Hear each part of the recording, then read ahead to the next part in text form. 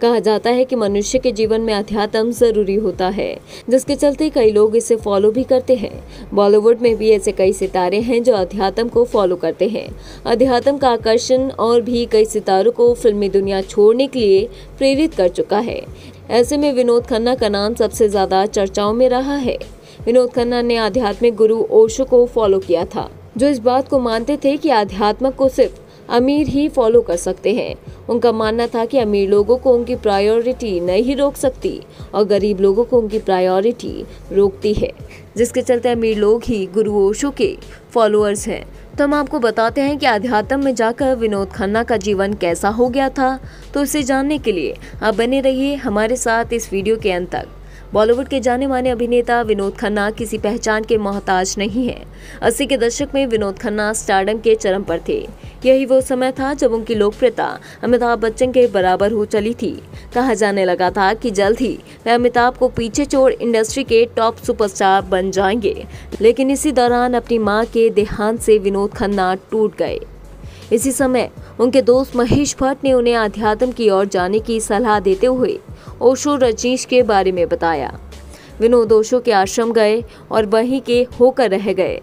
5 वर्ष तक सन्यासी जीवन जीने के बाद विनोद फिर से मुंबई आ गए और फिल्मी दुनिया में दोबारा कदम रखा। विनोद खन्ना की फिल्मों में फिर से जगह बनाने की कोशिश नाकाम रही।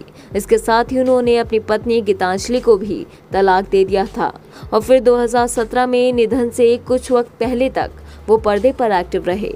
इसी के साथ ही बॉलीवुड की एक और जानी मानी हस्तियों में से एक हैं सना खान। बिग बॉस 6 और जय हो में काम कर चुकी एक्ट्रेस सना खान भी एंटरटेनमेंट इंडस्ट्री को बाय बाय कहने के कारण चर्चा में आ चुकी हैं। पिछले साल वे अध्यात्म की राह पर चल पड़ी हैं। उन्होंने सोशल मीडिया पर इस बात का खुलासा करते हुए लिखा था कि अब अल्लाह के बताए रास्ते पर चलकर मानवता की सेवा करेंगी। ज़ारा वसीम।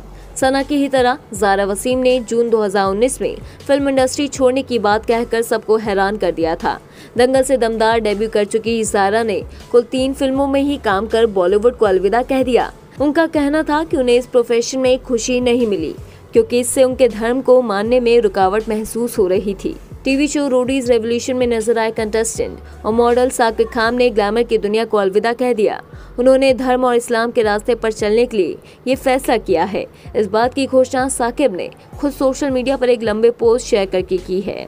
अपनी इस पोस्ट में उन्होंने बताया था कि वे भविष्य में मॉडलिंग या एक्टिंग का काम नहीं करेंगे। साथ ही उन्होंने ये भी कहा कि मैं अल्लाह के रास्ते से गुमनाम हो गया था। साकिब से पहले भी कई सेलेब्स ने फिल्म इंडस्ट्री छोड़ अध्यात्म की ओर कदम बढ़ाए हैं। सोफिया हयात। बिग बॉस सीजन 7 की कंटेस्टेंट और मॉडल सोफिया भी 2016 में शोबिज़ छोड़ नन बनने के चलते सुर्खियों में आई थी। उनका कहना था कि वह रातों रात नन नहीं बनी है, बल्कि रिलेशनशिप में प्रताड़ित होने के कारण आखिर में उन्होंने ऐसा कदम उठाया है। हालांकि लोगों ने इसे पब्लिसिटी स्टंट करार दिया था। अनु अग्रवाल। 1990 में आई फिल्म आशिकी ने अनु को रातों रात स्टार बना दिया था। इस फिल्म के बाद वो कई और फिल्मों में दिखी, लेकिन उन्हें आशिकी जैसी पॉपुलैरिटी नहीं मिली। अब ग्लैमर वर्ल्ड से दूर अनु झुग्गी झोपड़ी में जाकर गरीब बच्चों को फ्री योगा सिखाती है। 1996 के बाद फिल्मी दुनिया से गायब हो गई अनु ने योगा और अध्यात्म की तरफ रुख कर लिया था और इसी बीच 1999 में हुए एक रोड एक्सीडेंट ने अनु की लाइफ बदल दी। इस हादसे में न सिर्फ उनकी याददाश्त चली गई थी, बल्कि वो पैरालाइज भी हो गई थी। लगभग 29 दिनों तक कोमा में रहने के बाद जब अनु होश में आई तो वह खुद को पूरी तरह से भूल चुकी थी। याददाश्त खो चुकी अनु के लिए ये उनका पुनर्जन्म था। लगभग 3 साल तक लंबे ट्रीटमेंट के बाद उनकी याददाश्त वापस आ गई। अनु अपनी कहानी को आत्मकथा unusual memoir of a girl who come back from the death में समेटा है।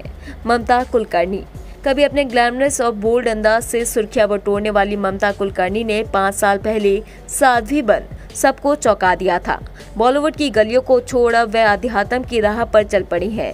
2013 में उन्होंने अपनी किताब autobiography of an Yogini release की थी।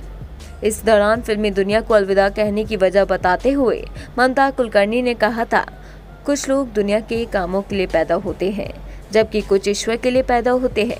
मैं भी ईश्वर के लिए पैदा हुई हूँ। तो दोस्तों, आपको ये वीडियो कैसा लगा हमें कमेंट बॉक्स में कमेंट करके ज़रूर बताएं। अगर आपको वीडियो अच्छा लगा तो वीडियो को लाइक करें, साथ ही हमारे चैनल को सब्सक्राइब करना ना भूलें।